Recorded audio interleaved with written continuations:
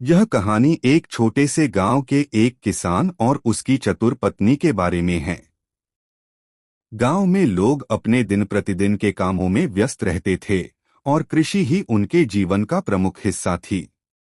इस कहानी में हम उस किसान और उसकी पत्नी की बुद्धिमानी और समझदारी को देखेंगे, जिसने अपने धैर्य और चातुर्य से कठिन परिस्थितियों का सामना किया और अपने परिवार को एक बेहतर भविष्य दिए।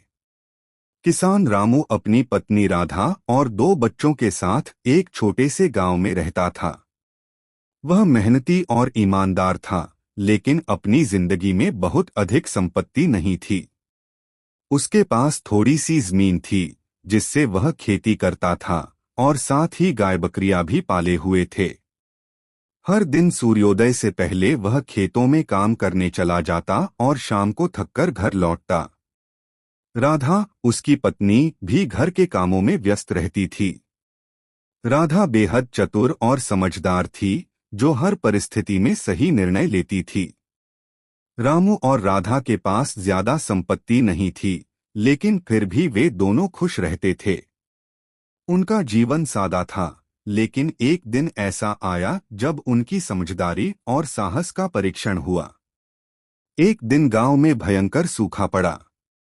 पानी की कमी और बेमौसम बारिश ने किसानों के लिए मुश्किलें पैदा कर दीं।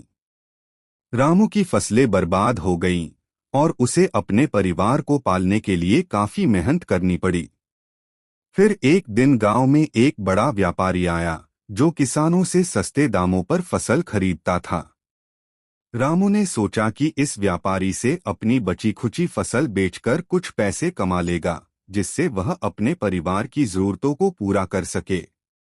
रामू व्यापारी के पास गया और उसने अपनी फसल बेचने की कोशिश की। व्यापारी ने रामू से कहा, तुम्हारी फसल में नमी है और वह अच्छी नहीं है। मैं तुम्हें बहुत कम पैसे दूंगा। रामू परेशान था, लेकिन उसके पास और कोई विकल्प नहीं था। वह बेचैन होकर घर लौट आया और राधा से अपनी समस्या बताई। राधा ने उसकी परेशानी सुनी और सोचा कि इस मुश्किल से कैसे निपटा जाए। राधा एक बहुत ही चतुर महिला थी। उसने सोचा कि व्यापारी को समझाना होगा कि उसकी फसल वास्तव में अच्छी है। उसने रामू से कहा, तुम चिंता मत करो, मैं तुमसे कुछ बात करूंगी, तुम मेरे साथ चलो। राधा रामू के साथ व्यापारी के पास गई और उसने व्यापारी से कहा, भैया, हम गरीब लोग हैं और हमारी फसल तो हमेशा ही थोड़ी कमजोर रहती है। लेकिन तुम तो व्यापारी हो, तुम्हारी समझदारी से हम जैसे किसानों को हमेशा फायदा होता है। क्या तुम हमारी फसल को अच्छे दामों में खरीद सकते हो? व्यापारी थोड़ा चौंका, लेकिन राधा की बातों में कुछ विशेष बात थी। वह सोचने लगा कि इस महिला ने बड़े शांतिपूर्वक और समझदारी से उसे बातों में फंसा लिया। राधा ने व्यापारी से कहा, हमारी फसल में बहुत सी विशेषताएं हैं।